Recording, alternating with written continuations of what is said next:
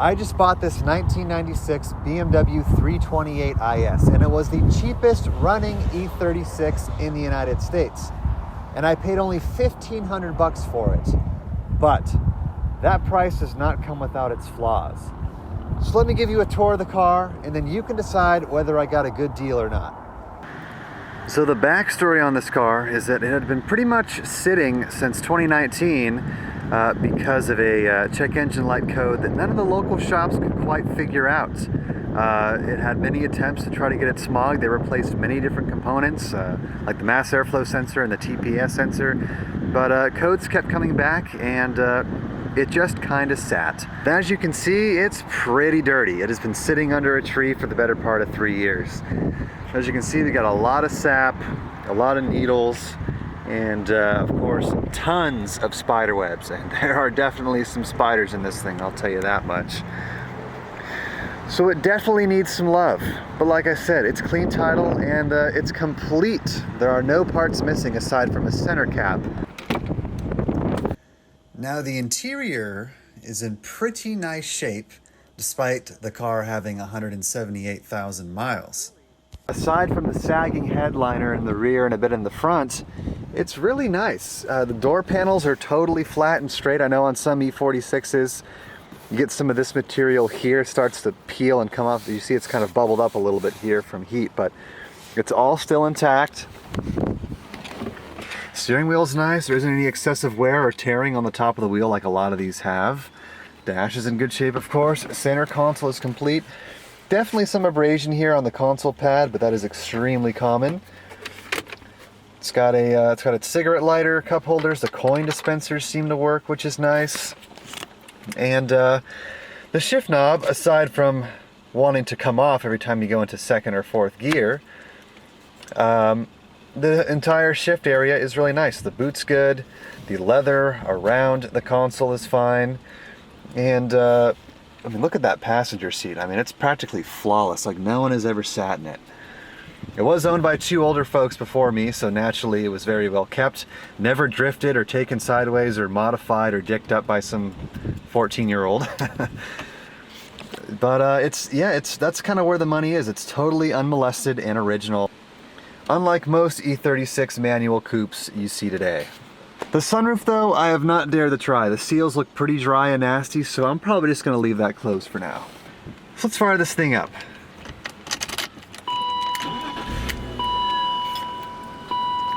As you can see, she fires right up.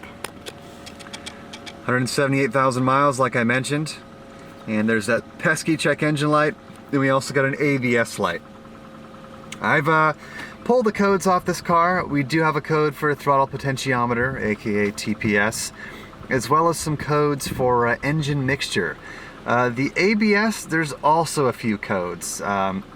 One has something to do with the power circuit for the ABS module.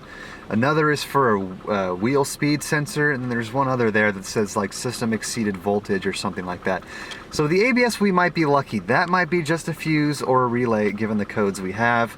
At most, hopefully a wheel sensor. The ABS units are known to go bad in these cars, but I don't think that's the case. I've got my fingers crossed on that one. Now in terms of function, almost everything works. We have our OBC here. It's kind of dark. The LCDs kind of are known to go bad on these models, but as you can see, we got all of our stats here. And that all works, well, except for this and the clock. But this works. Climate control does work, and the AC actually blows cold, which is kind of amazing. The stereo, though, I have not gotten to work. Either the screen has burnt out, or it's popped a fuse or something, but I've got nothing out of here just yet. So, under the hood, we have BMW's best 6-cylinder ever made, the M50 Series Straight 6 pre-technical updates. So it's a single Vanos, and does not have any sort of variable intake control like the later ones did. And it runs really smooth. I did an oil change on it before I drove this thing out here just to get that 5 or 6-year-old oil out of the system, as the last change recorded was in 2016. And it doesn't leak, which is even more amazing. Valve cover gaskets were replaced along with a few other things. It had a cooling system overhaul at 120,000 miles. And it also had a clutch kit installed at 145,000 miles. And in the trunk, amazingly, a full set of original BMW tools. Now, if you've ever bought a used BMW from this era, you know that 9 out of 10 times, at least 3 of these tools are missing. Pretty damn cool. And other than this broken, bent up jack that probably shouldn't have been used to begin with because these are known to be very flimsy, it came with a full-size spare, which is also a really nice touch.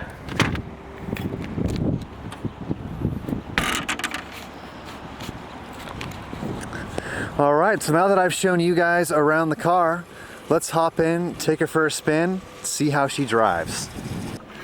Alright, let's get going. So the first thing I notice is that this clutch grabs really damn low.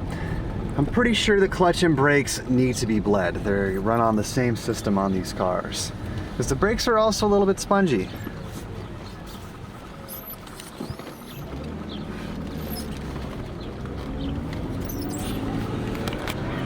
I also got a nice brake fluid light that comes on every now and then. That's kind of cool.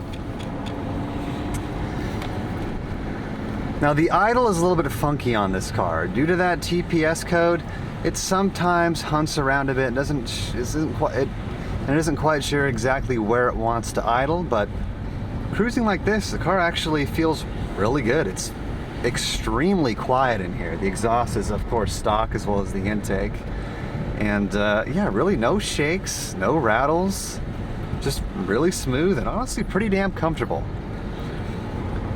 If you've been watching my channel for a while, you've known that I've had 5 BMWs, but this is my first E36 and my oldest one. Another thing I noticed is that when I upshift, there is a pretty serious rev hang sometimes. Like it definitely wants to stay at the RPM it was cruising at for a good 2 to 3 seconds, which I'm assuming has something to do with that TPS sensor. Alright, well let's get on the highway here. See how she cruises at speed. So now that we're up to speed, it honestly cruises perfectly fine. It doesn't pull to either side. It's quiet, it's smooth. The 12-year-old tires are pretty loud, but that's about it. It's really, honestly feels really solid. All right, now let's see how she pulls.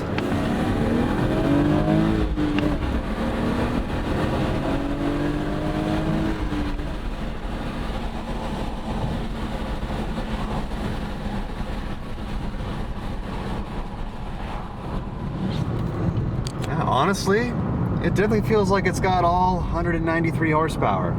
Got great response and it definitely gets up and goes. So you're probably wondering what my intentions are with the car. Well, you know, so many of these have been drifted and straight piped and lowered and all this sort of stuff that really, it's more rare to see a stock E36 than a modified E36 at this point. So basically, I'm gonna leave this car bone stock. I'm gonna kind of restore it, fix it up, clean it up, and I'm gonna sell it to hopefully someone who will give it a loving retirement. Now don't get me wrong, these are great cars to modify, but I just, you know, the fact that they're becoming essentially classic cars now that they're just about 25, 30 years old, I would feel pretty guilty bastardizing this thing like every drift bro would. So she's gonna stay stock.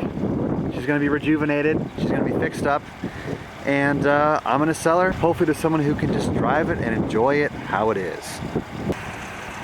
So with that said, thanks for watching and stay tuned because in the next video we're gonna dive into this thing and see if we can fix some of its issues.